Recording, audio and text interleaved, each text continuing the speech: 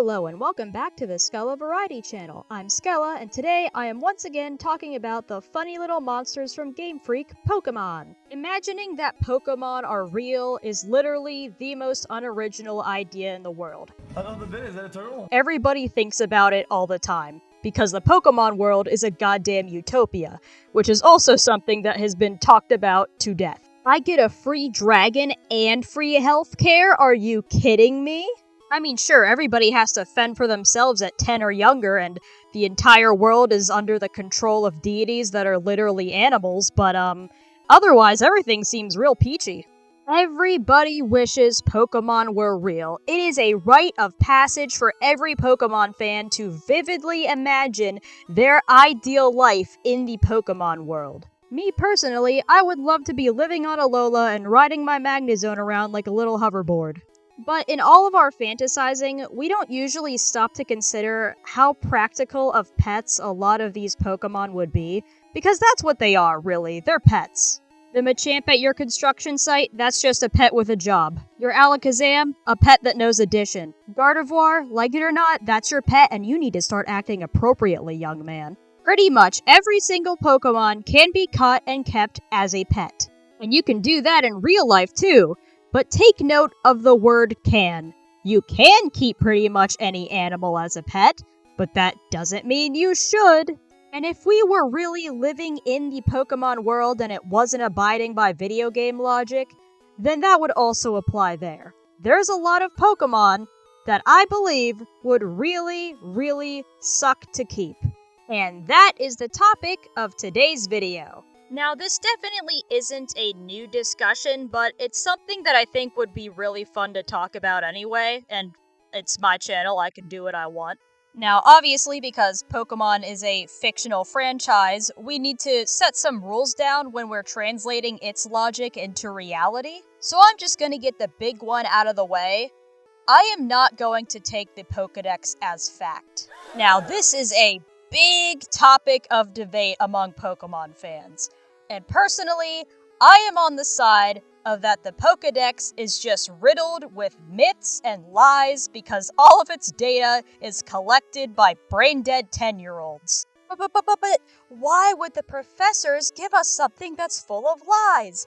I don't know, this is the same universe where moms shift their 10-year-olds out into reality to fight wild animals.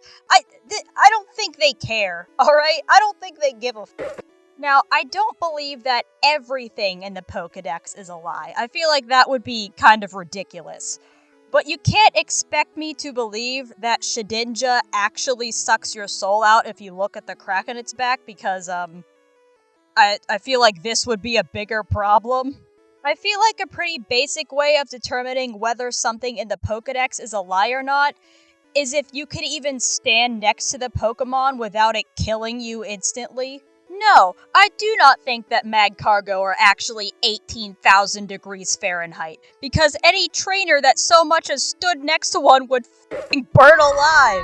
If it ever needs to come up, I will point out my opinion on a Pokedex entry, but I just wanted to get that rule out of the way in case you absolutely hate that take and want to leave immediately.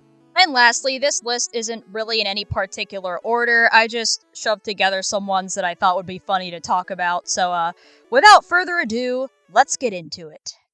The world is in turmoil, and people are in pain. Even still, we can take comfort in knowing that there is bucket of wet slop grins. Alright, let's get the most obvious one out of the way. First up is muck. I mean, what can I say? It's a pile of gross. It's a pile of yucky.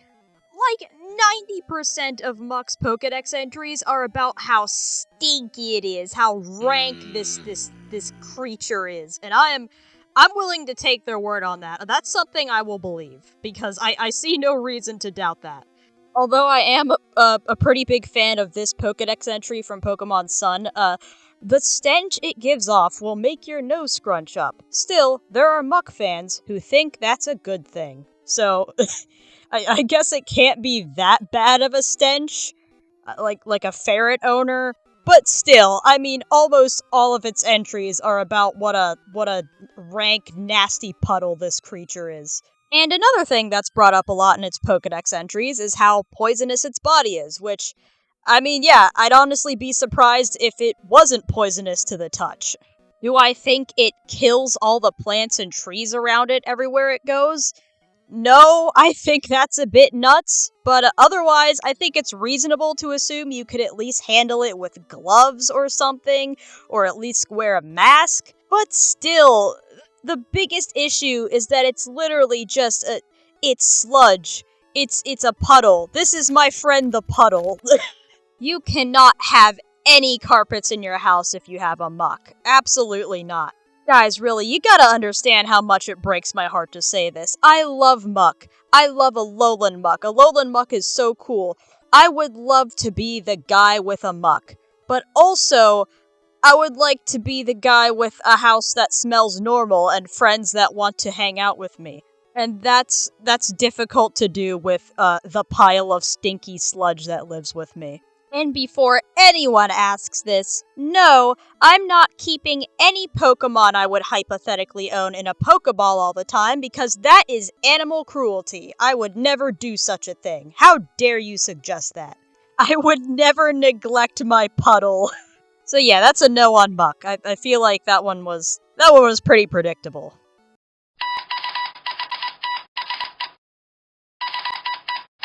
Alright, next up is it's gonna break some hearts. Jolteon. I know, all you basic bitches that love evolution so much, you gotta hear me out on this. It makes me sad too, really. Jolteon is my second favorite evolution right after Umbreon. It's tragic. Jolteon can hypothetically be kept as a pet, but I don't think it would be nearly as enjoyable as you all think it would be. Primarily because it's covered in paralyzing quills. This is another case where I'm gonna believe the Pokedex because an animal being covered in quills isn't really that absurd. And also, almost every single Pokedex entry for Jolteon mentions this. It's not just a couple strange ones thrown in, it is basically every single one. So it's something that pretty much every trainer ever has observed. I'm gonna need you to hold my hand when I say this. If Pokemon were real and you had a Jolteon, it would not be wise to pet it. I know, it's really hard to hear, but if you own a cat, you know how much those things shed. Imagine if you had a pet that shed electrified needles. And worse, imagine if you had a pet that fired electrified needles out of its body when it got startled. No surface in your home would be safe. Any and all furniture have become hazards. Imagine you turn over in bed and suddenly your body is pierced with 1,000 little electrified thorns and you have to just be like, oh, Sparky's shedding again, oh, that little rascal. I'm sorry, I don't know about you guys, but I can't live like that. I mean, guys, it's tragic enough I couldn't pet a Jolteon if it were real, but I couldn't even safely have one in my home without worrying about my cushions being full of little paralysis needles. So sadly, that's a no on the electric porcupine. Unless you live in a stone cave and you're always wearing full body armor, it doesn't seem like a very good time. I am Steve. As a child, I yearned for the mines. Up next, we got the funny little minecart, Carkol. Unless you live in very specific conditions, this is quite possibly one of the worst Pokemon to have in your home, and we already went over Muck. Carkol is a flaming hot coal monster that traverses on little coal wheels. Can you imagine the damage that would be brought upon your hardwood floors? And your tiles, man!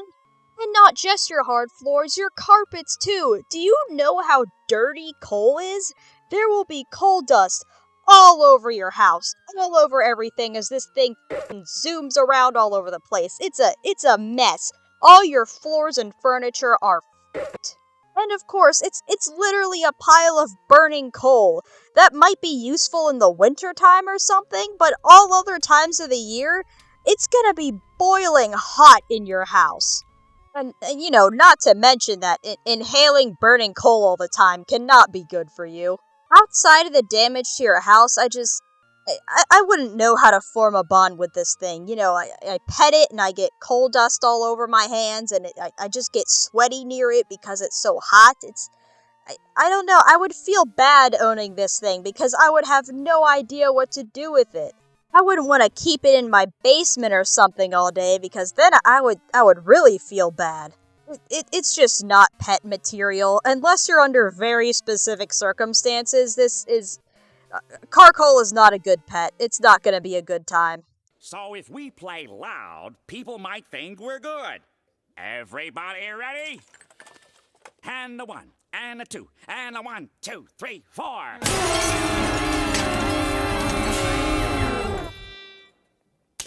And the next Pokemon we have is Whismur. This isn't something I talk about a lot, but Whismur is kinda one of my low-key favorites. It's so cute. Look at him. It's so adorable, and I cannot handle the responsibility. If you are not delicate and sweet to this little baby at all times, it might accidentally blow your head off.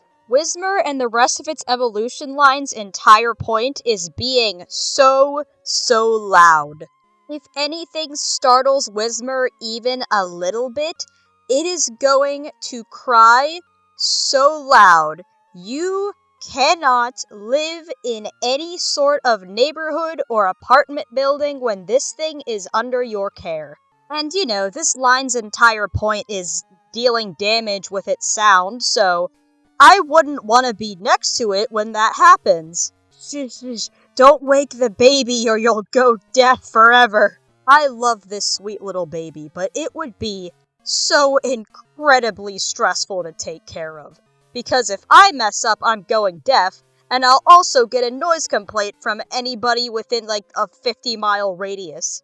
I would never feel calm owning a Whismur unless I somehow built it a perfect sensory deprivation tank. And that's not even mentioning that its evolutions are supposed to be even louder, so let's hope you can invest in an Everstone. So yeah, Whismur is gonna be a nope for me. That's too scary for both Whismur and myself.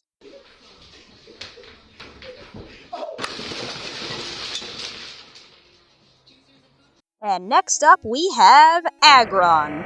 How badass would it be to ride an Aggron into battle? Quite literally one of the coolest looking Pokemon of all time. Like, don't even question me. But unfortunately, badass usually also means impractical. It's a 1,000-pound sword dinosaur. It's really heartbreaking. I can't keep this. I can't keep this in my house. First issue. Again, the floors and furniture. Completely f***ed. This thing is covered in hard metal and spikes. It is going to scratch and tear up everything it comes by. And it's not even gonna be its fault most of the time because it's so large. Secondly, you can only keep this thing on the ground floor. It is a complete hazard to bring it upstairs. What if it jumps? It's gonna fall through the floor. Hey, Ron. Hey, Billy. And then when it hits the bottom floor, it'll probably make a sinkhole. And this one really makes me sad because Aggron is so cool in theory, but what would I do with it? Do I keep it in my garage? What if she rusts? I can't pet and cuddle my Aggron. She's cold and hard and she's pointy and it hurts. Do I have to polish her? Do I have to buy special types of soaps and polish? What if I give her stains? I just can't deal with it. Aggron is for farmers and military professionals. The average person is not cut out to care for this. And if you think you can, why don't you go drive your car through your house and see how well you fare? Aggron is a no. What's next? No.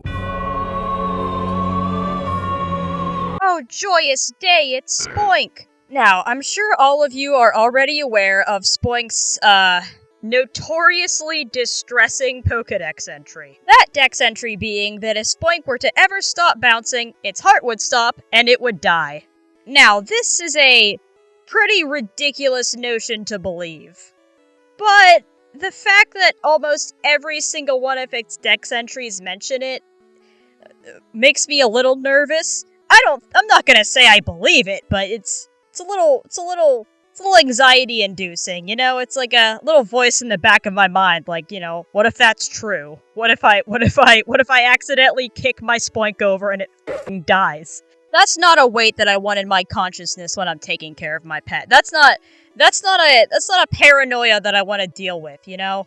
Putting that aside, something that I am willing to believe with all of that context is that Spoink is never not bouncing. It is always bouncing. Even when it sleeps, it's boinking away. Can you fathom how annoying that would be? All day and all night you hear this thing jumping around like a little wind-up toy. What do you do with a creature that does that? I feel like I'd always be worried about, like, the hazards on my floor. What if he gets his little tail stuck in the floor vent? What then? Owning a Spoink would be just so goddamn stressful. It would be like those memes about how hamsters are always trying to find insane ways to kill themselves. I feel like that would apply to Spoinks if it were real. Oh, how did your Spoink die? Mine tumbled down the stairs like a slinky and slammed its skull through the drywall. I can't handle the Spoink. Let's move on to the next one. Day 23 in the chamber. They ain't found me yet, but when they do, they're gonna be surprised. Next is Rotom. Okay, remember my whole spiel at the beginning of this video about how every Pokemon is just an animal? This is one of the few I'm gonna make an exception for. Rotom's just a guy. The level of intelligence that Pokemon exhibit is very inconsistent depending on the media we're looking at, but Rotom is pretty much the only one that has been shown throughout all Pokemon media to not only be able to understand human speech, but communicate in English. Say the line, Skella. Rotom passes the Harkness test. Yeah! You're gross. You're gross! Anyway, so what I'm trying to say is, this is just a guy, and I don't feel comfortable owning a guy. Well, not just a guy. Rotoms are always shown to be kind of like shitheads. I don't know how else to put it. They're always just they're described pretty frequently as like little trickster bastards. And, of course, their main gimmick is their ability to possess pretty much any technology. I know that the games say that it's like they can only possess technology specifically made for them, but how far are we gonna trust that? Come on. So having a Rotom wouldn't be having a pet. It would be having quite possibly the worst roommate of all time. A freeloading little asshole that has access to all of your computer files? No, why would I want that? Who would volunteer to have that? Trainers with Rotom phones in the game must be so goddamn brave, or at least have no yaoi art that they're sharing between their friends, because I would not trust to have any sort of little demon creature in my phone looking at all the stuff I'm doing. Not only that, but if this is just a guy, then he's a freeloader. Get a goddamn job, Rotom! And I know that there's Rotoms with jobs. You're just being a lazy little shit because you don't want to pay for your own Pokepuffs. Either get on LinkedIn or I'm kicking your ghosty ass out. Sorry about that. Who's next? Hey, Germanon85 here. Oh good, it's Revavroom. Have you kids ever wanted a pet car? Now look, I love Revavroom. It was one of my champions in Pokemon Violet, but man, would it be a horrible thing to have in your home. Actually, I don't think there is a worse thing to have in your home than a big floating hunk of metal that's always emitting exhaust. I mean, there's a couple things that are worse, you know, we're gonna get into that later in the list, but that's pretty bad. Also, wouldn't it be loud? It's a car engine. That'll be loud as shit. God have mercy on your downstairs neighbors, and your upstairs ones too. Also, can you imagine how dangerous a Revavroom with zoomies would be? It's gonna blast a hole through your drywall Looney Tunes style. And Revavroom aren't small Pokemon either, they're pretty dang big. Where do I put this thing? In my garage? With my real car? I would feel terrible! Do you think there's a hyper-specific scenario in the Pokemon universe where after a couple has a bad breakup, the girlfriend sends her Klefki over to attack the guy's Revavroom? Anyway, yeah, I think that's gonna be a pass on me for the living car.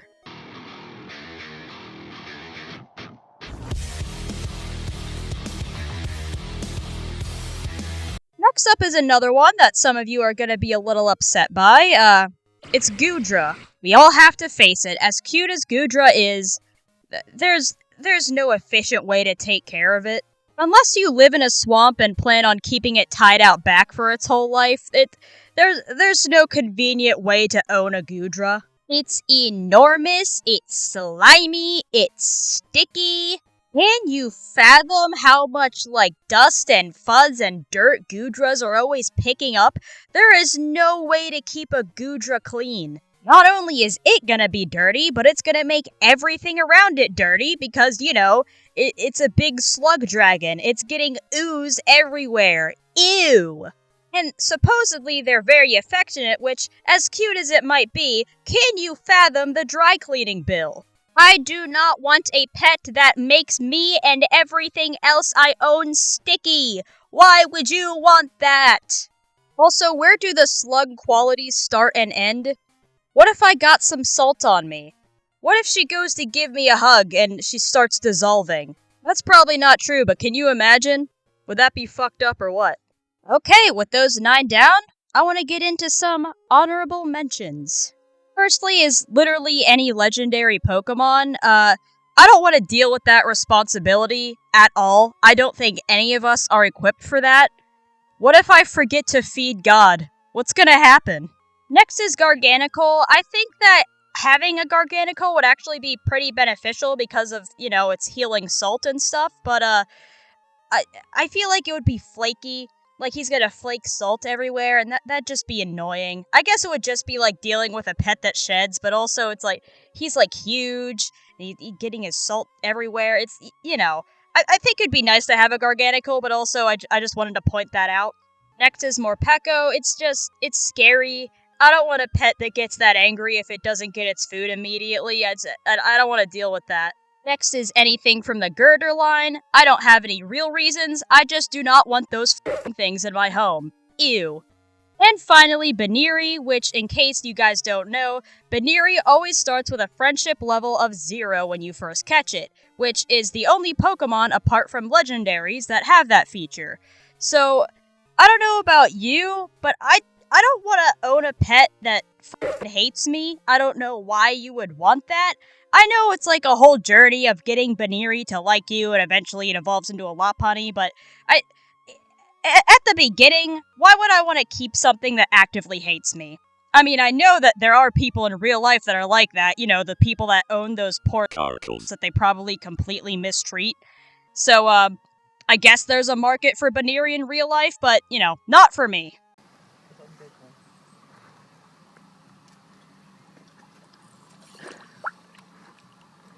And at last, we arrive at the final Pokemon that would suck to own. That being Arctavish. You all probably know the whole thing about all the fossil Pokemon from Sword and Shield just being poor, suffering amalgamations, but personally I think Arctavish has it the worst. I mean, guys, its head is literally on backwards. It's upside down. The biggest thing to me is that to acquire fossil Pokemon, you have to make the active decision to bring their fossils to a scientist, in this case bringing the parts to Carolus. So, if I were to own an Arctavish, it would be my fault that it is existing as it is because I contributed to that, and I don't think I could live with that. I do not want to be responsible for this thing's existence. I would feel horrible. Look at this poor, cold, wet, sad beast. It can't eat right because its head is f***ed up, and it's my fault. God damn it. And you know what? I feel pretty confident in saying that if you want to own one of the fossil Pokemon from Sword and Shield, pretty f***ed up of you, honestly. What's wrong with you? I'm holding you accountable. This is your fault. His suffering is your fault. Go Puka, the little rat, the puka shit. Yep, you got it. That's me. Alright, and with that, we have reached the end of my list. Thank you so much for watching. I hope you guys had fun. I definitely had a lot of fun writing the script. It was really goofy, and I'm very glad I finally got to finish recording this. Sorry if my personal interpretation of the Pokemon lore conflicts with yours, but also I'm not sorry, because this is my channel, and I can do what I want. Thank you to all of you in the Skeletal Army for subscribing. That is what I call my subscribers, and you can join the Skeleton Army too if you also subscribe.